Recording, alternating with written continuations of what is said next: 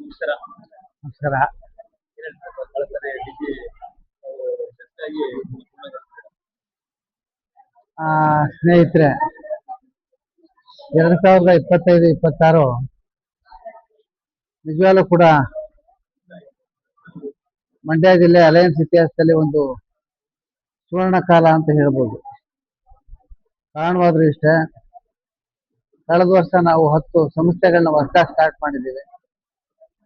ಜಿಲ್ಲೆಗೆ ಸುಮಾರು 296 ಸದಸ್ಯರನ್ನ ಸೇರ್ಪಡೆಗೊಳಿಸಿದ್ದೇವೆ ಮತ್ತು ಇರ್ತಕ್ಕಂಥ ಕ್ಲಬ್ಗಳನ್ನ ಬಹಳ ಪುನಶ್ಚೇತನಗೊಳಿಸಿದ್ದೇವೆ. ಮಂಡ್ಯ ಜಿಲ್ಲೆಯಲ್ಲಿ ಅಂದ್ರೆ ನಮ್ಮ 268 ಎಸ್ನ ಜಿಲ್ಲೆ ಸೌತ್ ಮಲ್ಟಿಪಲ್ ಕೌನ್ಸಿಲ್ ಮೀಟಿಂಗ್ ನ ಮಾಡೋದ್ರ ಮುಖಾಂತರ ನಮ್ಮ ಸೌತ್ ಮಲ್ಟಿಪಲ್ ನಲ್ಲಿ ಒಳ್ಳೆ ಹೆಸರನ್ನ ಗಳಿಸ್ತೀವಿ.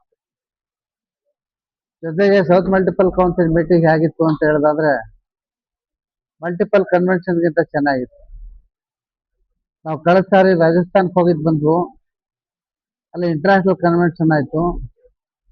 ಇಂಟರ್ನ್ಯಾಷನಲ್ ಕನ್ವೆನ್ಷನ್ ಕಂಪೇರ್ ಮಾಡಿದಾಗ ನಮ್ದು ಥರ್ಡ್ ಮಲ್ಟಿಪಲ್ ಕೌನ್ಸಿಲ್ ಏನಿತ್ತು ಅದರ ಒಂದು ಕಾರ್ಯಕ್ರಮ ತುಂಬಾ ಅತ್ಯುತ್ತಮವಾಗಿತ್ತು.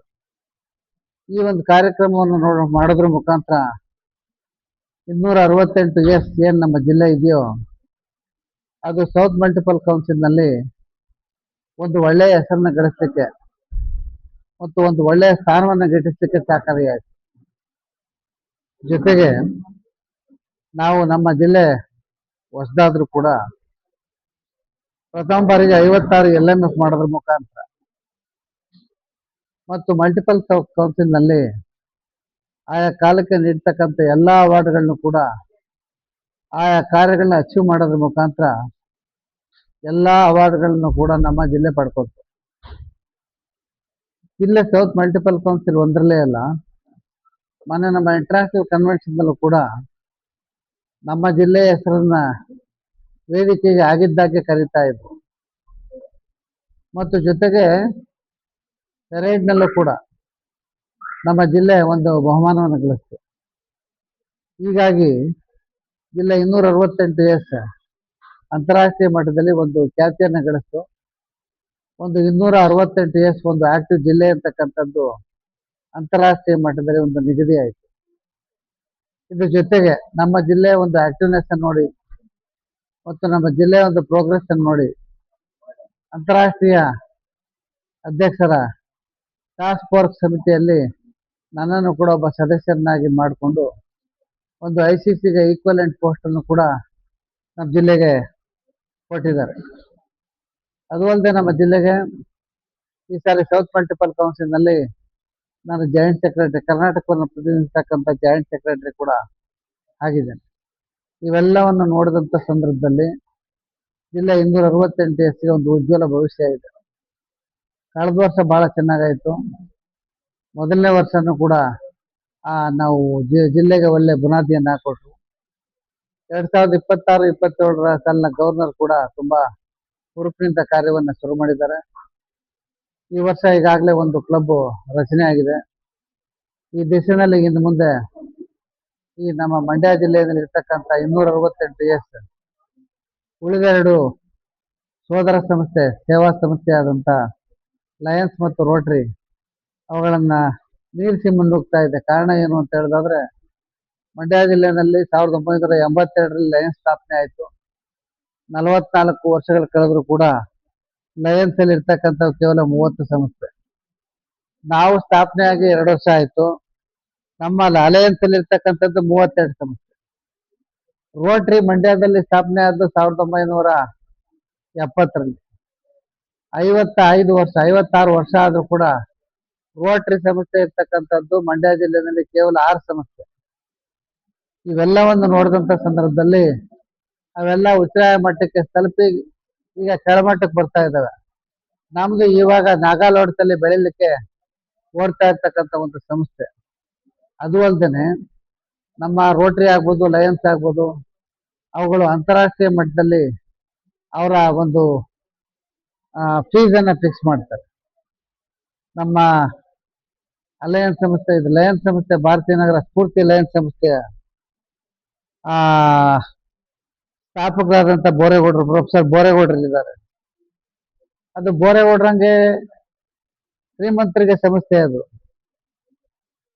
ಸಾಮಾನ್ಯ ಜನ ಅದಕ್ಕೆ ಸೇರ್ಲಿಕ್ಕೆ ಸ್ವಲ್ಪ ಕಷ್ಟ ಆಗ್ತದೆ ಇಲ್ವಾ? ಕಾರಣ ಏನಂದ್ರೆ ಬೋರೇಗೌಡರಿಗೆ ವರ್ಷಕ್ಕೆ 10,000 ರೂಪಾಯಿ ಕೊಡ್ತಕ್ಕಂಥದ್ದು ದೊಡ್ಡದೇನಲ್ಲ. ಆ 10,000 ರೂಪಾಯಿ ಇದ್ರೆ ಅಲಯನ್ಸ್ ಸಂಸ್ಥೆಯಲ್ಲಿ 2 ಕಾರ್ಯಕ್ರಮಗಳನ್ನ ಮಾಡ್ತೇವೆ. ಅವರ ಒಂದು 10,000 ರೂಪಾಯಿ ಅಂತಾರಾಷ್ಟ್ರೀಯ ಮಟ್ಟದಲ್ಲಿ ಡಾಲರ್ ಲೆಕ್ಕ ಹಾಕೊಳ್ತಾರೆ. ನಾವು ನಮ್ಮ ಇಂಡಿಯಾದಲ್ಲಿ ರೂಪಾಯಿಗೆ ಲೆಕ್ಕವನ್ನು ಹಾಕೊಳ್ತೇವೆ. ಬೋರೇಗೌಡರ ಸಂಸ್ಥೆ ಅಂದ್ರೆ ಲಯನ್ಸ್ ಸಂಸ್ಥೆ ದುಡ್ಡು ವರ್ಷಕ್ಕೆ 450 ಕೋಟಿ ರೂಪಾಯಿ ಅಮೆರಿಕಕ್ಕೆ ಹೋಗುತ್ತೆ. ಅಲ್ಲಿಂದ ಅವ್ರಿಗೆ ಏನು ಬರೋದಿಲ್ಲ. ಪ್ರತಿ ವರ್ಷ ಲಕ್ಷಾಂತರ ರೂಪಾಯಿ ಕಟ್ಟಿದ್ದೇ ಮಾಪ್ ಅಷ್ಟೇ ಇವ್ರಿಗೆ. ರೋಟರಿ ಸಂಸ್ಥೆನಲ್ಲಿ 180 ಕೋಟಿ ರೂಪಾಯಿ ಇಂಟರ್ನ್ಯಾಷನಲ್ ಹೋಗ್ತಾ ಇದೆ, ಅಂತಾರಾಷ್ಟ್ರೀಯ ಸಂಸ್ಥೆ ಅಮೆರಿಕಕ್ಕೆ ಹೋಗ್ತಾ ಇದೆ. ಆದ್ರೆ ಅಲ್ಲಿಂದ ಏನು ಬರ್ತಾ ಇಲ್ಲ. ಆದ್ರೆ ನಮ್ಮ ಅಲಯನ್ಸ್ ಸಂಸ್ಥೆಯ ಧ್ಯೇಯ ಮತ್ತು ಗುರಿ ಏನು ಅಂತ ಹೇಳೋದಾದ್ರೆ, ನಮ್ಮ ಹಣ, ನಮ್ಮ ಜಾಬು, ನಮ್ಮ ಸೇವೆ. ನಾವು ಕೇವಲ 1,000 ರೂಪಾಯಿ ಕೊಡೋದ್ರಿಂದ ವರ್ಷದಲ್ಲಿ ಸದಸ್ಯತ್ವವನ್ನು ಪಡ್ಕೊಂಡು ಜಿಲ್ಲೆಯನ್ನು ಕೂಡ ಅದರಲ್ಲೇ ಅಭಿವೃದ್ಧಿ ಮಾಡ್ತಾ ಇದ್ವಿ. ಅದು ಅಲ್ಲದೆ ನಮ್ದು ಅಲಯನ್ಸ್ ಸಂಸ್ಥೆ ಒಂದು ನಮ್ಮಲ್ಲಿ ಈ ಕಂಪನಿ ಆಕ್ಟ್ ಕೆಳಗಡೆ ನೋಂದಣಿ ಆಗಿರ್ತಕ್ಕಂಥ ಸಂಸ್ಥೆ. ಆದ್ರೆ ಲಯನ್ಸ್ ಆಗ್ಬೋದು, ರೋಟರಿ ಆಗ್ಬೋದು, ಅಮೆರಿಕ ಕಾನೂನಿಗೆ ಒಳಪಟ್ಟು ನೋಂದಣಿ ಆಗಿರ್ತಕ್ಕಂಥ ಸಂಸ್ಥೆಗಳವು ಇಲ್ವಾ? ಅಲ್ಲೇನಾದ್ರೂ ಹೆಚ್ಚು ಕಡಿಮೆ ಆದ್ರೆ ನಾವು ಕೇಳಲಿಕ್ಕೆ ಆಗುದಿಲ್ಲ. ಆದ್ರೆ ಇಲ್ಲಿ ಅಲಯನ್ಸ್ ಸಂಸ್ಥೆಯಲ್ಲಿ ಹೆಚ್ಚು ಕಡಿಮೆ ಆದ್ರೆ ನಾವು ಕೇಳ್ಬೋದು. ಕಾರಣ ಏನು ಅಂತ ಹೇಳೋದಾದ್ರೆ, ನಮ್ಮಲ್ಲಿ ಏನು ಈ LMF ಅಂತ ಮಾಡ್ಕೊಳ್ತೀವಿ, ಲೈಫ್ ಮೆಂಬರ್ಶಿಪ್ ತರೋ ಅಂತ ಹೇಳಿ, ಅದು ಕೊಡೋದ್ರ ಮುಖಾಂತರ ನಾವು ಶೇರ್ ಹೋಲ್ಡರ್ಸ್ ಆಗ್ತೀವಿ. ನಮ್ಮ ಅಲಯನ್ಸ್ ಸಂಸ್ಥೆ ಈಗ ಅಸೆಟ್ ಆಗ್ಲೇ ಸುಮಾರು ಹೆಚ್ಚು ಕಡಿಮೆ 15 ಕೋಟಿಗಿಂತ ಹೆಚ್ಚಿಗೆ ಇದೆ. ಡೆಲ್ಲಿನಲ್ಲಿ ನೋಯ್ಡಾದಲ್ಲಿ ಕೂಡ ಒಂದು ಹೆಡ್ ಆಫೀಸ್ ಇದೆ. ಅಲ್ಲಿ ಒಂದು 4-5 ರೂಮ್ಗಳು ಕೂಡ ಇದೆ. ನಾವು ಯಾರಾದ್ರೂ ಕೂಡ ಅಲಯನ್ಸ್ ಮೆಂಬರ್ಸ್ ಡೆಲ್ಲಿಗೆ ಹೋಗ್ತೀವಿ ಅಂತ ಹೇಳಿದ್ರೆ ಅಲ್ಲಿ ಅವ್ರನ್ನ ಭೇಟಿಯಾಗಿ ಅಲ್ಲಿ ಉಳ್ಕೊಳ್ಳಿಕ್ಕೂ ಕೂಡ ವ್ಯವಸ್ಥೆ ಇಲ್ವಾ? ಹಾಗಾಗಿ ಪ್ರತಿಯೊಬ್ಬ LMF ಕೂಡ ಅಲಯನ್ಸ್ ಸಂಸ್ಥೆಯ ಒಂದು ಪಾಲುದಾರ. ಆದ್ರೆ ನಿಮ್ಮಲ್ಲಿ ರೋಟರಿ ಲಯನ್ಸ್ ಅಲ್ಲಿ ನಿಮ್ಗೆ ಯಾವುದೇ ಪಾಲುದಾರಿಕೆ ಏನು ಕೊಡಲ್ಲ. LMF ಆದ್ರೆ ನೀವು ಅಲಯನ್ಸ್ ಬಿಟ್ರು ಕೂಡ ನಿಮ್ಗೆ LMF ಮೆಂಬರ್ಶಿಪ್ ಇರ್ತದೆ. ಅವರಲ್ಲೂ MJF, PHF ಅಂತಕ್ಕಂಥ ಮಾಡ್ತಾರೆ. ಆದ್ರೆ ಅದರಲ್ಲಿ ನೀವು ಲಯನ್ಸ್ ರೋಟರಿನ ಬಿಟ್ರು ಅಂದ್ರೆ ಹೊರಟೋಯ್ತದದು. ಲೇಕ್ ಮಾಡಿಕೊಳ್ಳೋದು ಮೊದಲು ಅಷ್ಟೇನೆ. ಹಾಗಾಗಿ ನಮಗೂ ಅವ್ರಿಗೂ ಈ ಒಂದು ಅಭಿವೃದ್ಧಿ ಪಥ, ಮೆಂಬರ್ಶಿಪ್ಪು, ಸ್ಟ್ರಕ್ಚರು ಇವೆಲ್ಲ ನೋಡ್ಕೊಂಡಂತ ಸಂದರ್ಭದಲ್ಲಿ ನಮಗೆ ಒಂದು ಭದ್ರವಾದಂತ ಬುನಾದಿ ಇದೆ. ಅವರಿಗೆ ಭದ್ರವಾದಂತ ಬುನಾದಿ ಏನಿಲ್ಲ. ಕಾರಣ ಏನು ಅಂತ ಹೇಳಿದ್ರೆ, ಹೊರಗಡೆ ಇರ್ತಕ್ಕಂಥ ಹೆಡ್ ಆಫೀಸ್ನ ಪ್ರಶ್ನೆ ಮಾಡ್ತಕ್ಕಂಥದ್ದು ಎಲ್ಲಿ ಬರುತ್ತೆ? ಪ್ರತಿ ವರ್ಷ 450 ಕೋಟಿನ ಕಳ್ಕೊಳ್ತಕ್ಕಂಥದ್ದೇ ನಮ್ಮ ಭಾರತದ ದೌರ್ಭಾಗ್ಯ. ಹಾಗಾಗಿ ನಾವು ಕಡಿಮೆ ಖರ್ಚಿನಲ್ಲಿ ನಮ್ಮ ದೇಶದ ಜನಗಳಿಗೆ ನಾವು ಸೇವೆ ಮಾಡ್ತಕ್ಕಂತಾದ್ರೆ ನಾವು ಹಿಂದೆ ಬಿದ್ದಿಲ್ಲ. ಬಹುಶಃ ಬೋರೇಗೌಡ್ರ ನೋಡಿರ್ಬೋದು, ಪತ್ರಿಕೆಗಳಲ್ಲಿ ಲಯನ್ಸ್ ಸಂಸ್ಥೆಗಿಂತ ಹೆಚ್ಚಿಗೆ ಅಲಯನ್ಸ್ ಸಂಸ್ಥೆ ಸೇವೆನೇ ಪ್ರಕಟಣೆಗೊಳ್ತಾರೆ. ನಮ್ಮಲ್ಲಿ ಪ್ರತಿ ಕ್ಲಬ್ ಬಹುಶಃ ಇಲ್ಲಿ ಸ್ಫೂರ್ತಿ ಲಯನ್ಸ್ ಅಲ್ಲಿ ಹೆಣ್ಮಕ್ಳು ಇದಾರ? ಹೆಣ್ಮಕ್ಳಿಲ್ಲ. ಆದ್ರೆ ಇಲ್ಲಿ ನಮ್ಮಲ್ಲಿ ಅಲಯನ್ಸ್ ಸಂಸ್ಥೆ ಇರ್ತಕ್ಕಂಥದ್ದು ಪೂರ್ತಿ ಹೆಣ್ಮಕ್ಳಿಂದ ಕೊಟ್ಟಿರ್ತಕ್ಕಂಥ ಸಂಸ್ಥೆ.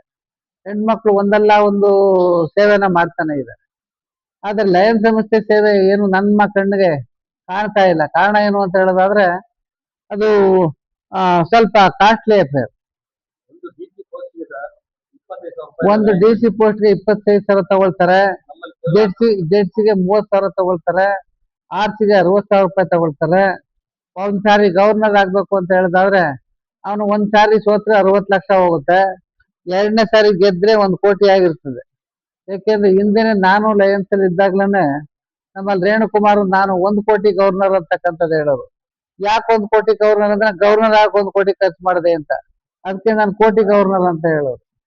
ನಮ್ಮಲ್ಲಿ ಅಲಯನ್ಸ್ ಸಂಸ್ಥೆಯಲ್ಲಿ ಕೋಟಿ ಲಕ್ಷಗಳ ಖರ್ಚಾಯ್ತದೆ ಅಂತ ಹೇಳಿದ್ರೆ ಸೇವಾ ಕಾರ್ಯಗಳು ಖರ್ಚಾಯ್ತದೆ ವಿನ ಗವರ್ನರ್ ಆಗ್ಬೇಕು ಅಂತ ಹೇಳಿದಾದ್ರೆ 1 ರೂಪಾಯಿ ಕೂಡ ಖರ್ಚಾಗಲ್ಲ. ಎಲ್ಲವೂ ಕೂಡ ಕಮರ್ಷಿಯಲ್ ಆಗಿದೆ. ಆದ್ರೆ ನಮ್ಮದು ಕಮರ್ಷಿಯಲ್ ಮಟ್ಟಕ್ಕೆ ತಲುಪಿಲ್ಲ. ಕಾರಣ ಏನು ಅಂತ ಹೇಳಿದಾದ್ರೆ ನಮ್ಮಲ್ಲಿ ಎಲೆಕ್ಷನ್ ಅಂತಕ್ಕಂಥದ್ದಿಲ್ಲ. ಬಹುಶಃ ಬೋರೇಗೌಡ್ರೆಲ್ಲ ನೋಡಿದ್ರಿ, ಈಗ ಎಲೆಕ್ಷನ್ ನಲ್ಲಿ ಲಯನ್ಸ್ ಅಲ್ಲಿ ಯಾವ ರೀತಿ ಹಿಂದೆ ಟಿಪ್ಪು ಸುಲ್ತಾನ್ ಕಾಲದಲ್ಲಿ ಬ್ರಿಟಿಷ್ನರು ಟಿಪ್ಪು ಸುಲ್ತಾನ್ ಹೊಡೆದಾಡ್ಕೊಂಡ್ರು, ಆ ತರ ಆಯ್ತು. ನಮ್ಮಲ್ಲಿ ಅದಿಲ್ಲ, ಆ ಸಿಸ್ಟಮ್ ಇಲ್ಲ. ಯಾರು ಸೇವೆಯನ್ನ ಮಾಡ್ತಾರೆ ಆಕ್ಟಿವ್ ಆಗಿದ್ದಾರೆ ಅಂತವ್ರನ್ನ ಗುರುತಿಸ್ತಾರೆ, ಅವ್ರಿಗೆ ಒಂದು ಅಧಿಕಾರವನ್ನ ಕೊಡ್ತಾರೆ. ನನ್ನನ್ನ ಇದು international president task force committee member ಆಗ್ತಾ ಉಂಟು. Thank you sir.